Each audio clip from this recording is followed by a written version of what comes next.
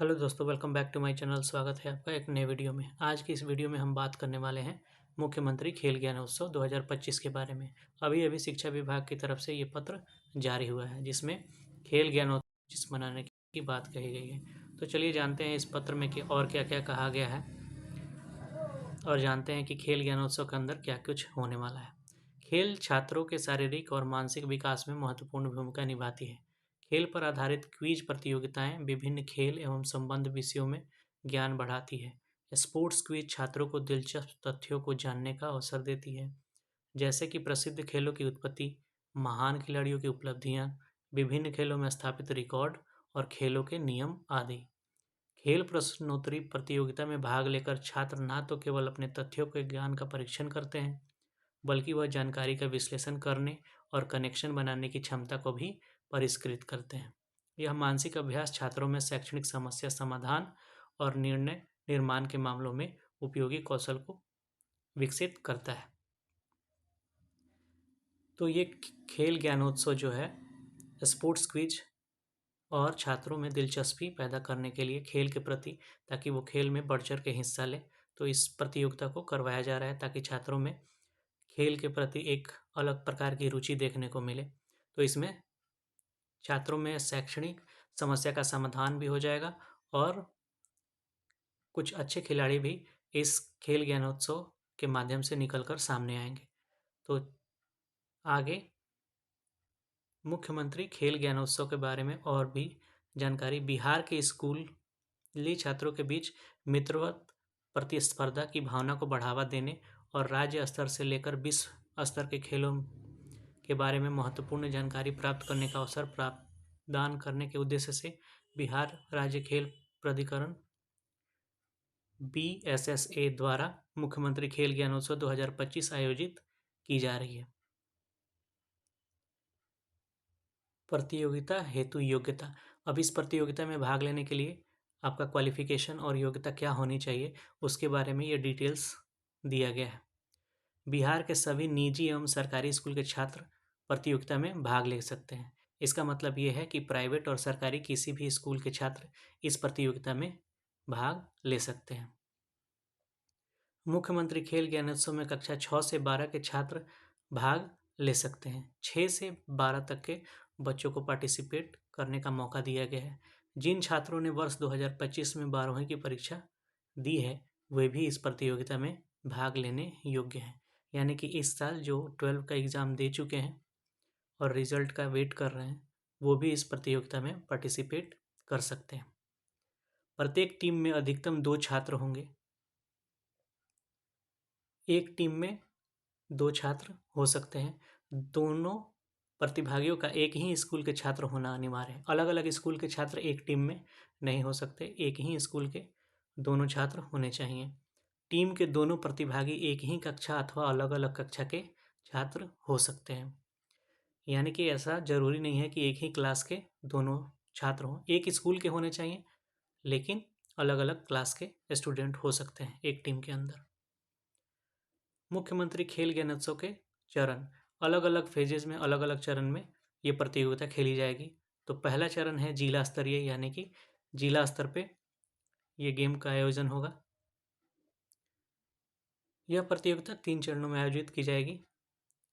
मुख्यमंत्री खेल ज्ञानोत्सव चरण 1 कार्यक्रम ऑनलाइन, यानी कि ये जो पहला चरण है वो ऑनलाइन खेला जाएगा और ऑनलाइन राउंड में यहाँ पे राउंड दिया गया है, तारीख, क्विज प्रारंभ होने का समय और क्विज समाप्ति का समय। तो पहला राउंड 5 मार्च 2025 शनिवार को 4 बजे अपराह्न से 5 बजे अपराह्न तक। दूसरा राउंड 16 मार्च 2025 से 4 बजे अपराह्न से 5 बजे अपराह्न तक। तीसरा राउंड 22 मार्च 2025 को 4 बजे अपराह्न से 5 बजे अपराह्न तक। चौथा राउंड 23 मार्च 2025 को 4 बजे अपराह्न से 5 बजे अपराह्न। यानी कि जो जिला स्तर पे कार्यक्रम होने वाला है ऑनलाइन, उसमें 4 राउंड होंगे। पहला राउंड, दूसरा राउंड और तीसरा राउंड और चौथा राउंड।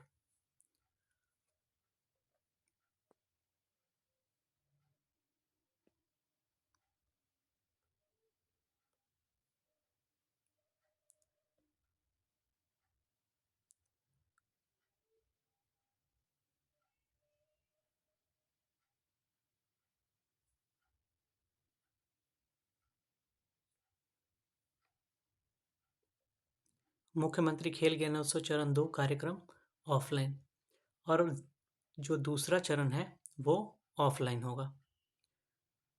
तो ये होगा प्रमंडल स्तर पे, यानी कि पहला जो राउंड है वो जिला स्तर पे और दूसरा जो राउंड है वो प्रमंडल स्तर पे खेला जाएगा। और ये जो है ऑफलाइन होगा। पहला वाला चरण ऑनलाइन था, ये वाला ऑफलाइन होगा। और इसकी तिथि दी हुई है दरभंगा में 28 मार्च को।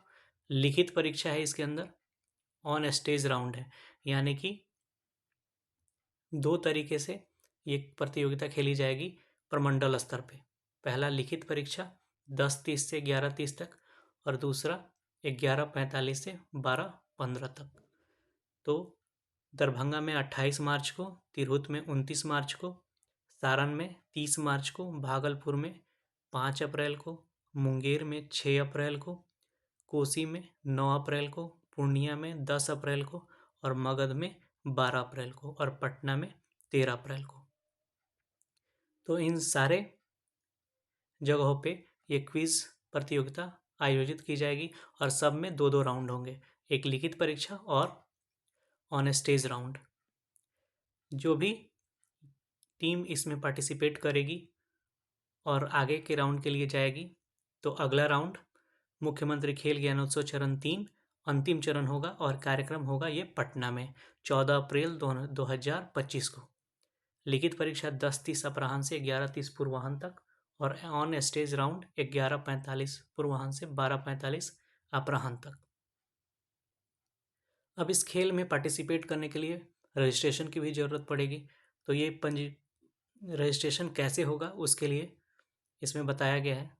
मुख्यमंत्री खेल ज्ञानोत्सव में भाग लेने के लिए सभी प्रतिभागियों के लिए पंजीकरण अनिवार्य है। प्रतियोगिता के लिए BSS की आधिकारिक वेबसाइट https://crypticing.com/registration के माध्यम से निःशुल्क का ऑनलाइन पंजीकरण किया जा सकता है, यानी कि रजिस्ट्रेशन में कोई पैसा लगने वाला नहीं है। जीरो कॉस्ट पे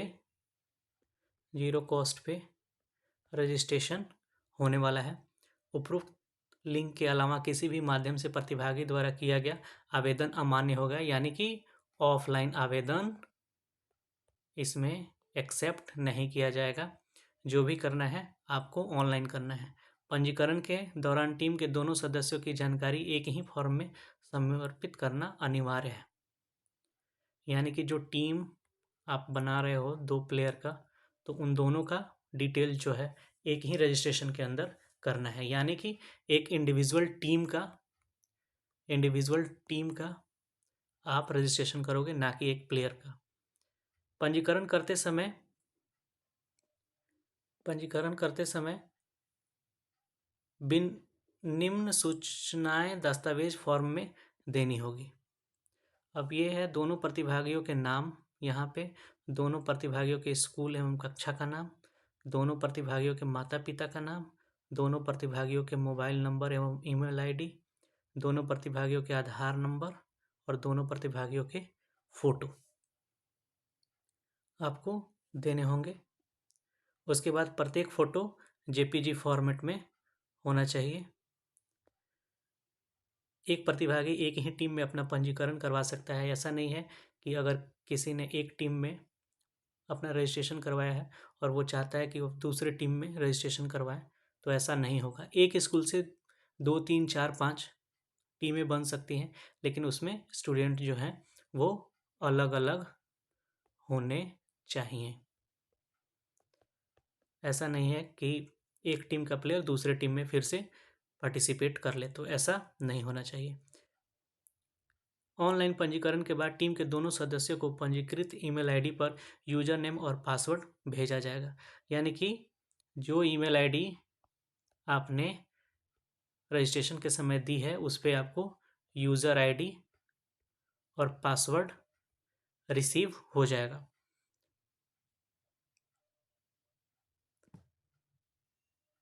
मेल पर प्राप्त यूज़र नेम और पासवर्ड उपयोग कर सभी ऑनलाइन राउंड्स पे हिस्सा लेना होगा। यानी कि जो यूज़र आईडी आपको मिलेगी, उस यूज़र आईडी का यूज़ करके आप ऑनलाइन क्विज़ में भाग ले सकते हो। जो भी क्विज़ होगा उसमें आप पार्टिसिपेट कर सकते हो यूज़र आईडी और पासवर्ड का यूज़ करके। प्रतिभागी अपने टीम के सदस्य के अलावा किसी अन्य टीम के प्रतिभागी से अपना यूज़र नेम एवं पासवर्ड साझा नहीं करें। यानी कि यूज़र नेम और पासवर्ड हमेशा गोपनीय रहना चाहिए और ये सिक्योरिटी कंसर्न है। आपको अपने किसी भी टीम मेंबर से यूज़र नेम और पासवर्ड को शेयर नहीं करना है। और हाँ, रजिस्ट्रेशन के लिए आपको ईमेल आईडी, मोबाइल नंबर, आधार और एक फ़ोटो बिल्कुल ज़रूरी है। इसके बिना रजिस्ट्रेशन नहीं हो पाएगा। तो रजिस्ट्रेशन बिल्कुल फ्री है। अगर किसी को भी रजिस्ट्रेशन इस क्विज़ में करना है, अगर इंटरेस्टेड है, ये सरकार की तरफ से बहुत अच्छी पहल है, बहुत अच्छी पहल है। अब किसी को रजिस्ट्रेशन करना है तो वो कर सकते हैं,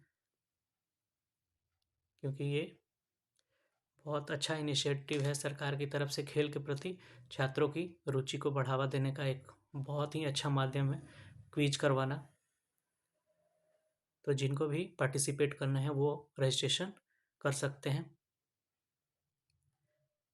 बिहार खेल महोत्सव 2025 के में भाग लेने के लिए।